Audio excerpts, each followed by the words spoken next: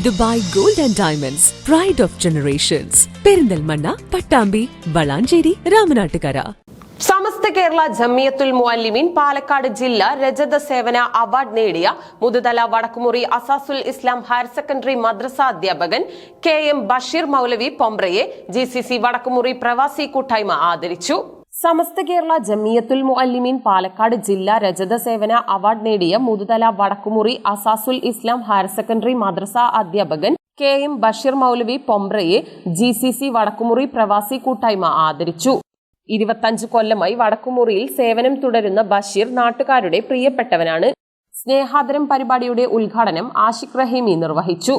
ലഹരിക്കെതിരെയുള്ള long sight കൌൺസിലിംഗിന് Ponnani marine enforcement officer Sameer Ali നേതൃത്വം നൽകി.